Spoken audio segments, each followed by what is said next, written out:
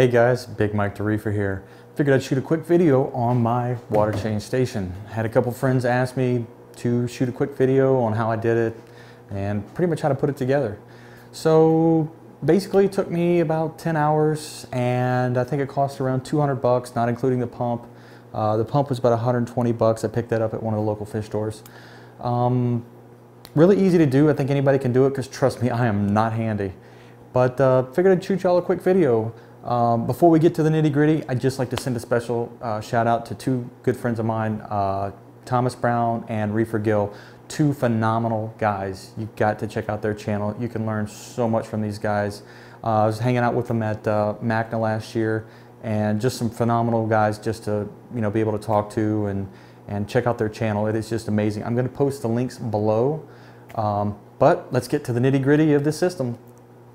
All right, first off, it's the RODI system. I've got it plugged in where the washing machine connections come out of the wall. I ran it to a Y. Then I've got the hose coming into the RODI system right here. From here, it goes on up through my line, up into my collection container. There's a float valve up in top where it actually stops my RODI unit from producing any more water once it reaches a certain point. And from here, it just goes down. Okay, this pipe right here basically is dropping down from my reservoir up top where all my RODI water collects from my RODI unit.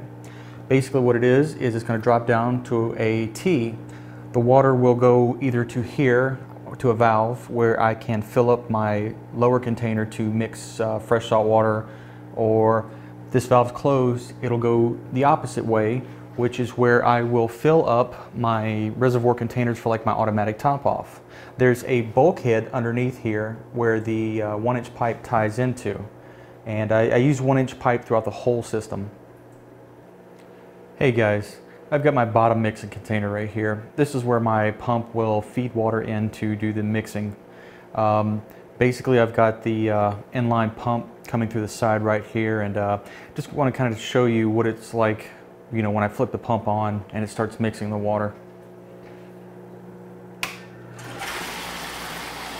I know it's a bit of overkill, but the pump usually does, I think it's 1575 gallons per hour.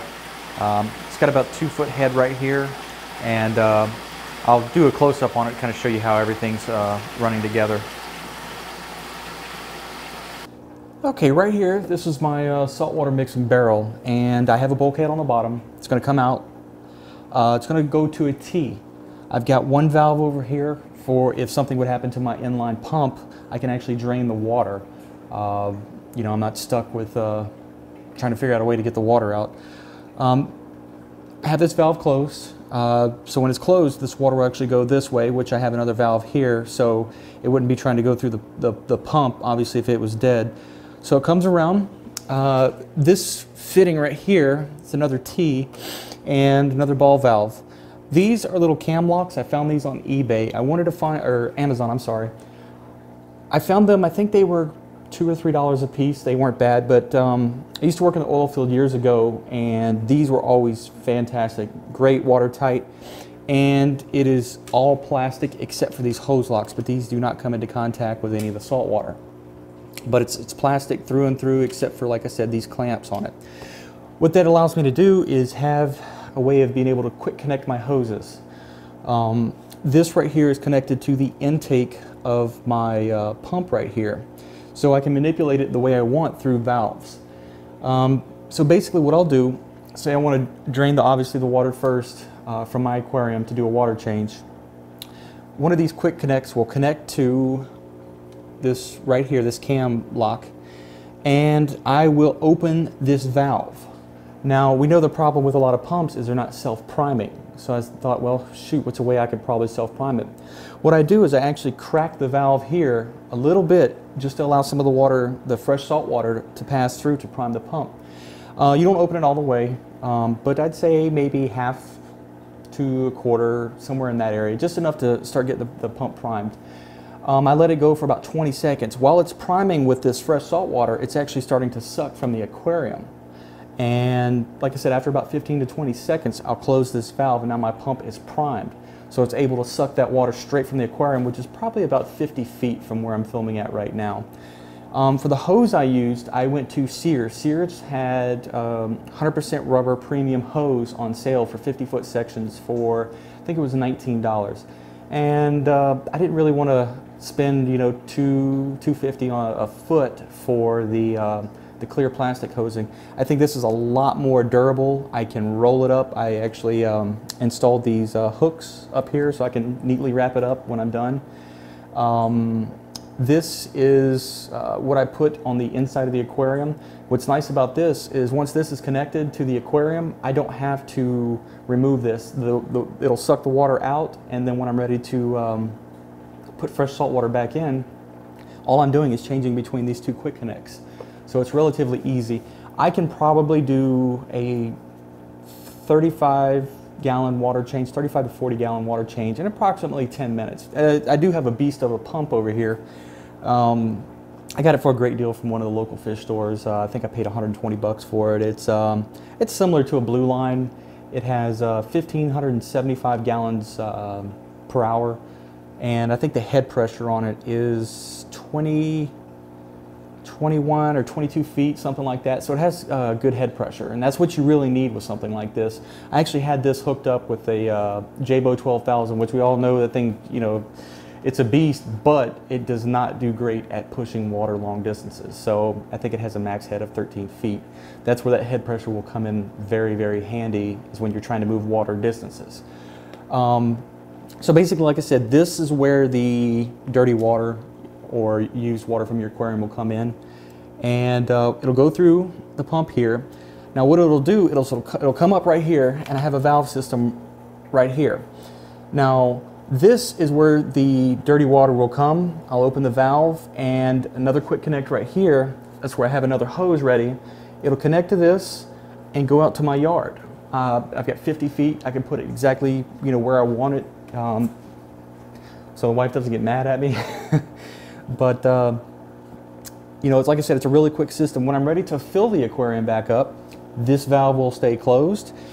I'll open this valve. Will, you know, obviously still be open from my you know, my saltwater mixing station. So it'll suck it up from the bin. It'll go straight up like here, through here, and I will open this valve. So this never left the aquarium. It's still, you know, sitting in there. So it's going to push all that fresh salt water that I just mixed up through here. Now this, I'll take this off and show you. Basically, there's a couple guys on eBay,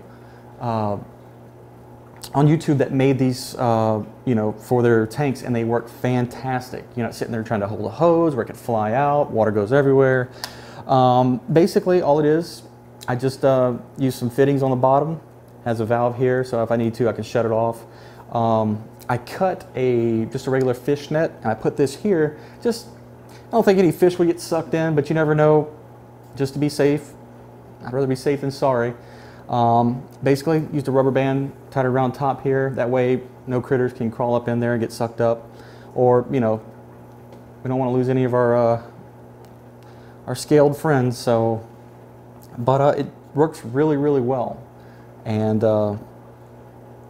you know, that's pretty much it with that. For mixing salt water, all you have to do is just make sure, obviously, this valve back here is closed. This one's open. It's going to go travel through up here. Make sure your valve here is closed and your valve here is closed. Basically what it's going to do is going to create a closed loop system, so it's just going to keep circulating that the freshly mixed salt water. Okay, to show you how these cam lock fittings work, basically you got your fitting on the end, your male, and you're going to place it into the female. Now watch how quickly and easy. I have a little bit of water in there. So when you push in, these two little tabs will come up. All you do is pull them back. You now have a nice watertight seal. They work great. You're not sitting there trying to screw it or deal with any type of metals, you know, obviously with salt water, but they've worked phenomenal for me. Okay, here's my little control panel. It's just a American DJ PC4. I wanted something to give it a clean appearance. I had drilled a hole here for my my Jaybo 12,000, but it kind of died on me, so I ended up just going with that inline pump that you saw. Basically, I just hooked all my wiring up behind. I can turn on my pump here, heaters. I've got 2 circulation pumps, some Corallias in there just to help with the mixing of the salt. Got a little temperature probe here. So far, it's like I said, it's worked out great and gives it kind of somewhat a clean appearance.